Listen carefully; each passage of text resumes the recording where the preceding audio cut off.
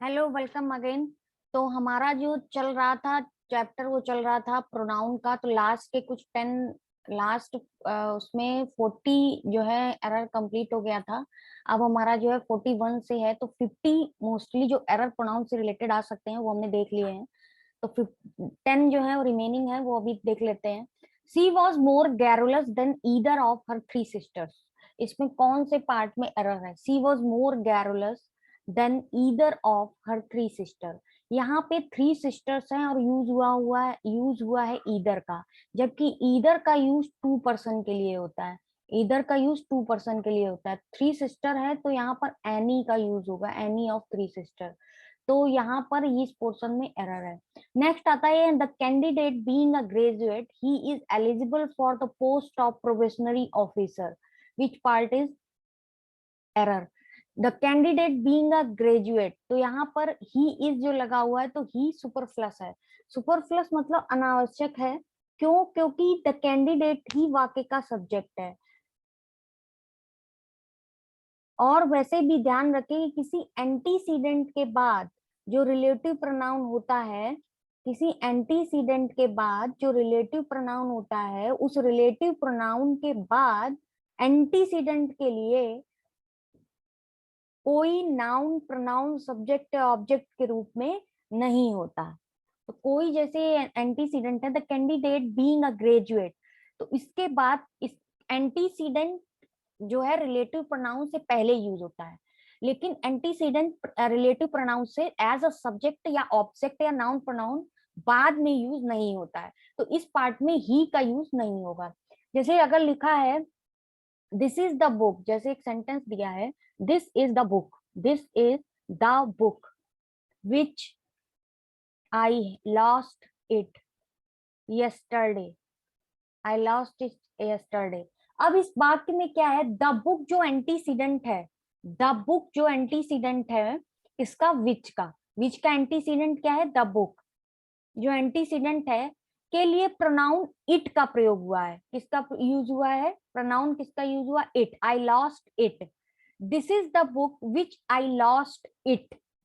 ठीक है, किसका प्रयोग हुआ है? इट का प्रयोग हुआ है, जो कि एक गलत है। इसका जो सिंपल सेंटेंस मतलब बनेगा वो ये होगा this is the book, this is the book which I lost yesterday, which I lost yesterday. यानी यहाँ पर सब्जेक्ट, ऑब्जेक्ट और या नाउन प्रोनाउन किसी की भी नीड नहीं होगी आफ्टर रिलेटिव प्रोनाउन। ठीक है, पहले रिलेटिव प्रोनाउन के पहले एंटीसीडेंट की नीड होगी, सब्जेक्ट ऑब्जेक्ट की नीड होगी, लेकिन बाद में नहीं होगी। तो मूव टू नेक्स्ट क्वेश्चन। और नेक्स्ट क्वेश्चन हमारा कह रहा है, नेक्स्ट क्वेश्चन हमारा कह रहा है कि you are the same problem as mine. Your your are the same problems as mine. यहाँ पर इस सेंटेंस में ये जो योर लगा, ये जो माइन लगा हुआ है, ये क्या है? माइन क्या है? माइन क्या कहा गया है? माइन कौन सा जो है पजेसिव एडजेक्टिव है? माइन क्या है? पजेसिव एडजेक्टिव है कि पजेसिव प्रोनाउन है? पजेसिव एडजेक्टिव है कि पजेसिव प्रोनाउन है? तो माइन एक पजेसिव प्रोनाउन है, एडजेक्टिव नहीं, पजेसिव प्रोनाउन है। लेकिन यहाँ पर जो सब्जेक्ट है वो क्या है? योर। तो इसी का ही पजेसिव प्रोनाउन आएगा योर्स।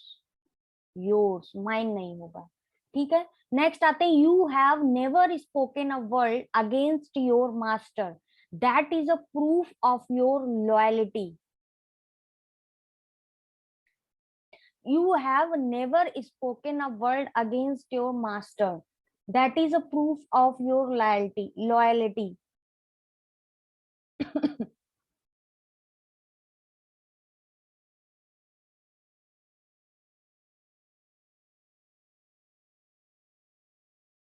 यहाँ पर दैट का यूज नहीं होगा, यहाँ पर होगा विच का यूज। क्यों होगा बताते हैं। कि जैसे दैट का यूज हु या विच के लिए होता है, लेकिन किसी क्लास को जो रिफर करने का काम रिलेटिव प्रोनाउन के रूप में सिर्फ विच कर सकता है। You have never spoken a word against your master, that is a proof of your loyalty. तो ये क्या है, ये क्लास को रिफर करने का काम कर रहा है, इसलिए यहाँ पर क्या होगा, विच का यूज होगा। हु दैट आदि किसी क्लास को रिफर नहीं कर सकते, हु और दैट ये किसी भी क्लास को रिफर नहीं कर सकते, विच जो है वो किसी क्लास को रिफर कर सकता है, इसलिए यहाँ पर विच का यूज होगा। Move to next question. He lent me some money on the condition that I should return the same before नवंबर।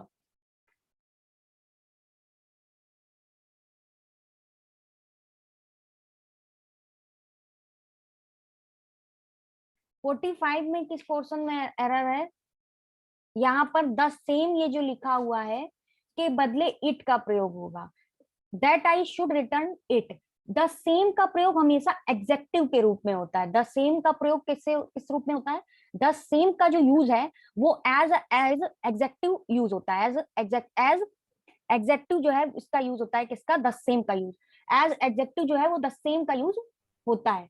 और इसके बाद हमेशा एक नाउन का प्रयोग होता है, एडजेक्टिव के बाद तो हमेशा एक नाउन का यूज होता है। तो द सेम हमेशा यूज होता है एज एडजेक्टिव, और द सेम के बाद एक नाउन का यूज होता है। यहाँ पर आई शुड रिटर्न द सेम, लेकिन यहाँ पर ये गलत है, क्योंकि यहाँ पर एक या तो प्रोनाउन होगा या एक ऑब्जेक्ट होगा, तो यहाँ पर इसलिए इट का यूज होगा। Move to next question. There were 8 industries workers and 5 lazy one in this factory.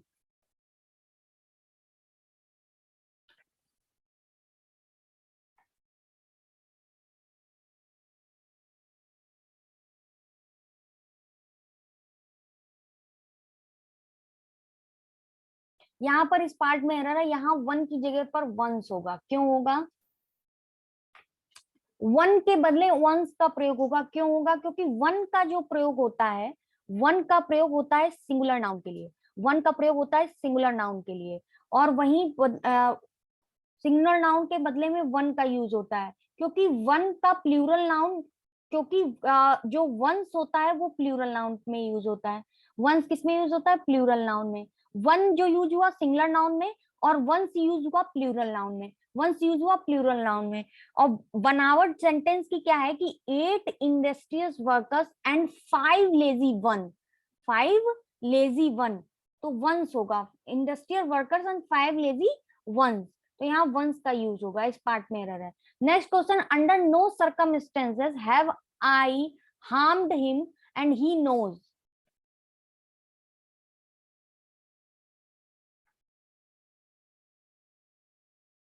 Knows के बाद इट का यूज होगा, क्योंकि इट अपने से पहले प्रयुक्त होने वाला clause under no circumstances have I harmed him के बदले में नोज क्रिया के ऑब्जेक्ट का काम करेगा, यानी नोज के बाद जो है ऑब्जेक्ट इट का यूज होगा। ठीक है, इस पार्ट में एरर है। The bigger whom we had suspected to be guilty turn out to be innocent, इस पार्ट में कोई एरर नहीं है। Move to next question. I ordered some books on English grammar but none has arrived yet. Some books है तो ये object TI हुआ है, इसमें भी कोई एरर नहीं। I don't appreciate those who laugh at others without any apparent reason, इस पार्ट में भी कोई एरर नहीं। तो ये जो प्रोनाउन की जितनी भी एरर रिलेटेड जो भी पॉइंट्स हमने दिए हैं वही सफिशियंट है। अब हम स्टार्टिंग से देख लेते हैं। प्रोनाउन के हमने 8 टाइप्स पढ़े हैं, और वो कौन कौन से हैं। पहला हमने पढ़ा है पर्सनल प्रोनाउन। पर्सनल प्रोनाउन हमारा क्या था, 3 पर्सन्स में डिवाइड था, first person and then second person and then third person. First person we denote first person is a speaking person, that is first person, and second person is listening person, and third person we talked about, that person is third person, right। और जब आता है हमारी बात की first person का objective case, sorry, first person का जब हम सब्जेक्टिव केस, ऑब्जेक्टिव केस और पजेसिव, जो पजेसिव प्रोनाउन और पजेसिव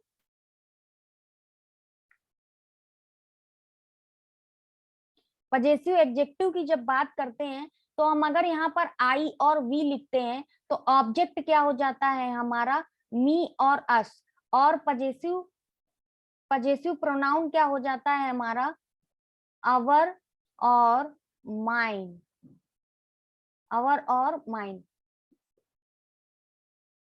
आवर और माई, आवर और माई हो जाता है। वहीं पजेसिव एडजेक्टिव क्या हो जाता है, आवर्स और माइन। ठीक है, नेक्स्ट आते हैं हम, नेक्स्ट आता है हमारा सेकंड पर्सन यू। यू का ऑब्जेक्टिव यू, पजेसिव प्रोनाउन क्या होगा, योर। पजेसिव एडजेक्टिव क्या होगा, योर। ठीक है, ये पजेसिव एडजेक्टिव है और ये पजेसिव प्रोनाउन है। ये पजेसिव एडजेक्टिव, ये पजेसिव प्रोनाउन है। यहाँ क्या हो जाएगा, पजेसिव प्रोनाउन योर्स। फिर आता है हमारा ही, सी, इट और दे। दे की जगह पे क्या होगा, ही का हो जाएगा हिम, और ही का हो जाएगा हिम। यहाँ हो जाएगा ही का पजेसिव एडजेक्टिव में हो जाएगा हिज, यहाँ पर हो जाएगा हेज, यहाँ हो जाएगा हर, यहाँ पे भी हो जाएगा हर, और यहाँ हो जाएगा हर्स। ठीक है, इट का हो जाएगा यहाँ पे इट, यहाँ हो जाएगा, यहाँ नहीं होगा इट का, यहाँ हो जाएगा इट्स। दे का हो जाएगा देम, यहाँ हो जाएगा दियर, और यहाँ भी हो जाएगा दियर्स। तो ये हमारे पूरे जो है पजेसिव एडजेक्टिव पजेसिव प्रोनाउन हो गए। अब आता है, हमने पढ़ा था कि लेट के बाद हमेशा कौन सा केस आता है, ऑब्जेक्टिव केस। लेट के बाद ऑब्जेक्टिव केस। नेक्स्ट हमने पढ़ा था किसी प्रीपोजिशन के बाद अगर हम यूज करते हैं ऑब्जेक्टिव केस, किसी प्रीपोजिशन के बाद ऑब्जेक्टिव केस यूज करते हैं।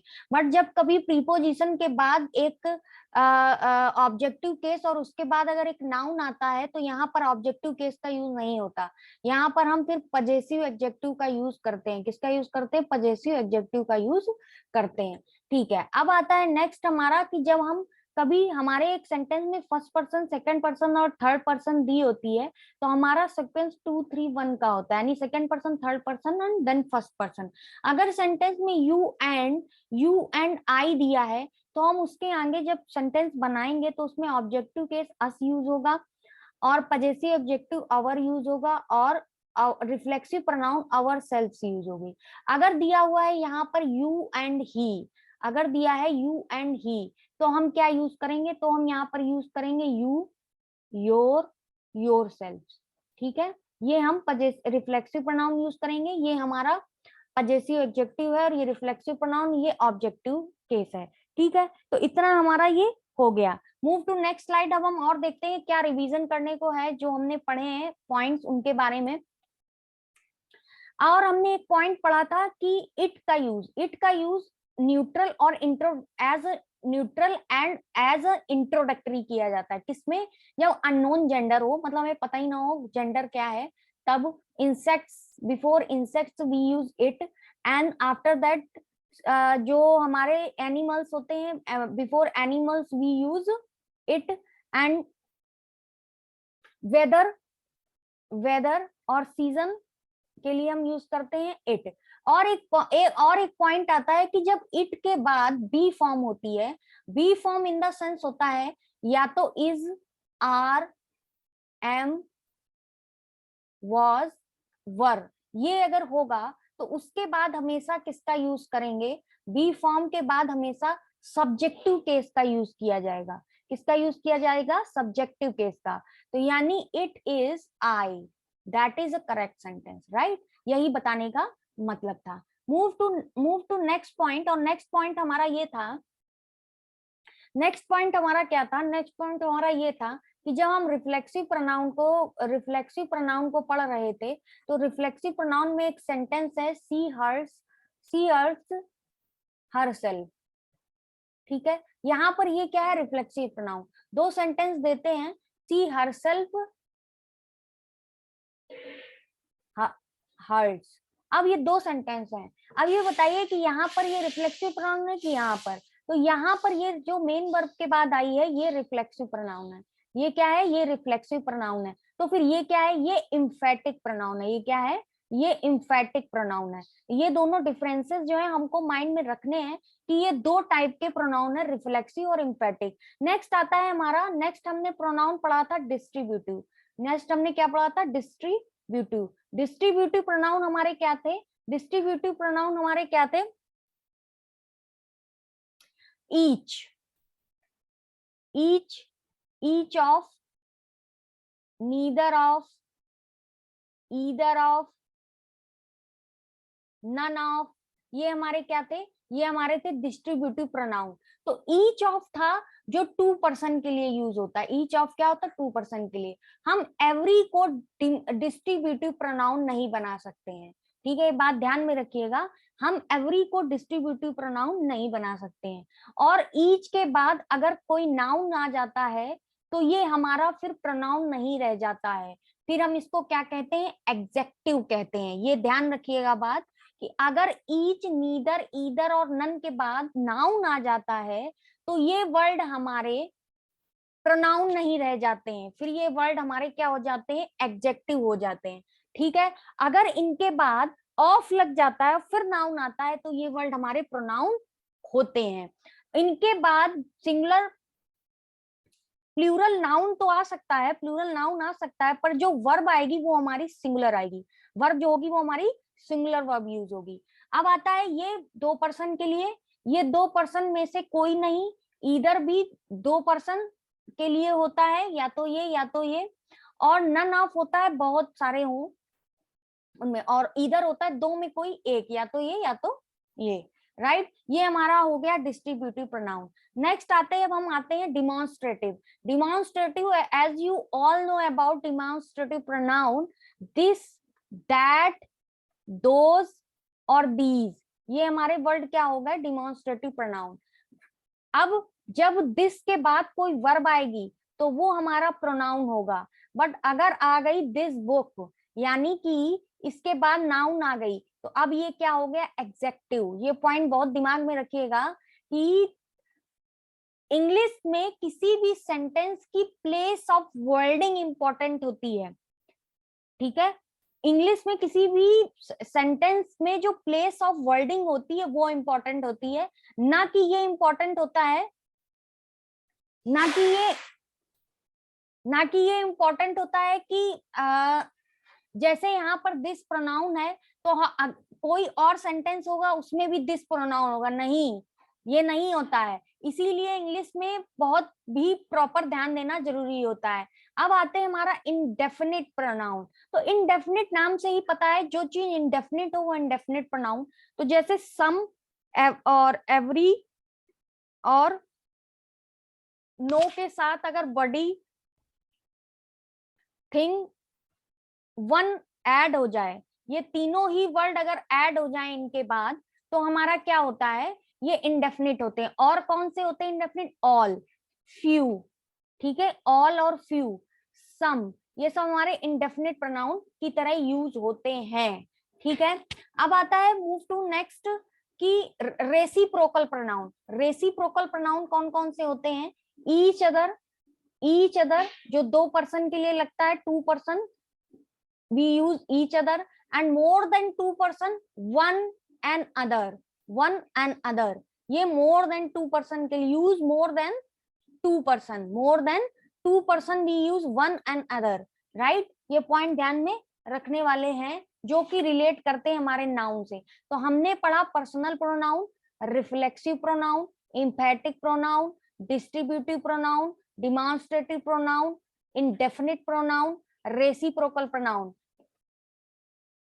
रेसिप्रोकल प्रोनाउन, ठीक है। हमने कितने प्रोनाउन पढ़े, 7 टाइप के प्रोनाउन यहाँ पर पढ़ लिए, जिनसे रिलेटेड हमारी क्या आती है, एरर, एरर फाइंड आउट हो सकती है।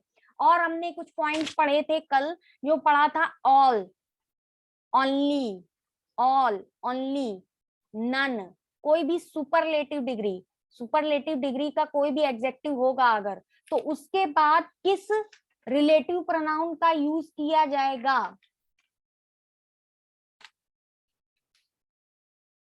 ऑल, नन, सुपरलेटिव डिग्री का adjective the same, the same, the same और एक नथिंग वर्ड। इसके बाद हमेशा दैट रिलेटिव प्रोनाउन का यूज किया जाएगा। किसका यूज किया जाएगा, रिलेटिव प्रोनाउन दैट का यूज किया जाएगा। ये हमने कल सेंटेंस एक पढ़ा था, और पढ़ा था दे और के दे या देम जो होंगे, दे और देम जो होंगे को रिलेटिव प्रोनाउन एंटीसीडेंट नहीं बनाया जाता। दे और देम जो होते हैं इनको क्या नहीं किया जाता, इनको रिलेटिव प्रोनाउन का एंटीसीडेंट नहीं बनाया जाता। किसको, दे और देम को, दे और देम को किसी भी रिलेटिव प्रोनाउन का एंटीसीडेंट नहीं बनाते हैं। ये बात आई होप आपको क्लियर हो गई होगी। जो मोस्ट इंपॉर्टेंट पॉइंट है हम केवल उन्हीं का ही एक्सप्लेनेशन कर रहे हैं जिनसे कि एरर आ सकती है। और ये तो सभी को पता है, एवरीवन और एवरीबॉडी होगा। अगर एवरीबॉडी तो उसके साथ अपने की इंग्लिश क्या लगती है, हिज। उसके साथ अपने की इंग्लिश हिज का यूज होता है। Everyone, someone, known, nobody, somebody, anyone, anybody, इनके लिए पजेसिव हिज का यूज होता है। और रिफ्लेक्सिव, जो रिफ्लेक्सिव प्रोनाउन होती है वो क्या यूज होती है, हिमसेल्फ। और क्या यूज होती है, हिमसेल्फ, वो यूज होती है हिमसेल्फ। किसके साथ, everyone, someone, known, nobody, somebody, anyone, anybody, इनके साथ क्या यूज होता है, हिज अपने की इंग्लिश, और रिफ्लेक्सिव प्रोनाउन हिमसेल्फ का यूज होता है। तो ये चैप्टर हमारा प्रोनाउन जो है यहीं पर कंप्लीट होता है। और इससे रिलेटेड जो भी एरर थी वो हमने आपको बता दी है। तो अब इस चैप्टर्स का रिलेटेड, प्रोनाउन से रिलेटेड जितनी भी एरर्स आएंगी वो सारी यही होंगी। एक पॉइंट आज हमने बताया कि द सेम जो है एज अ एग्जेक्टिव यूज होगा, एज अ प्रोनाउन कभी यूज नहीं होगा, क्योंकि इसके बाद हमेशा क्या आएगा, एक नाउन का यूज होगा। अब एग्जेक्टिव होगा तो जाहिर सी बात है इसके पास एक नाउन का यूज होगा। तो अब हमारा प्रोनाउन चैप्टर हो गया है। प्रैक्टिस क्वेश्चन जब इससे करेंगे तो हम बाकी जो है मिक्सअप क्वेश्चन करेंगे, उसमें नाउन, प्रोनाउन, वर्ब, एडजेक्टिव ये सब करेंगे। तो प्रोनाउन हमारा कंप्लीट हो गया। अभी हमको वर्ब के प्रैक्टिस क्वेश्चन जो है कराने हैं। और वर्ब हमने पढ़ा दिया, एडवर्ब पढ़ा दिया है, नाउन पढ़ाया जाएगा, और बाकी एडजेक्टिव, नरेशन के इंपॉर्टेंट पॉइंट्स हो गए, प्रोनाउन के इंपॉर्टेंट पॉइंट्स हो गए, एक्टिव पैसिव वॉइस के इंपॉर्टेंट पॉइंट्स हो गए। तो अब नाउन, एडजेक्टिव और एडवर्ब जो भी इसके प्रैक्टिस क्वेश्चंस है वो लगाए जाएंगे, बस that's it. Thank you so much.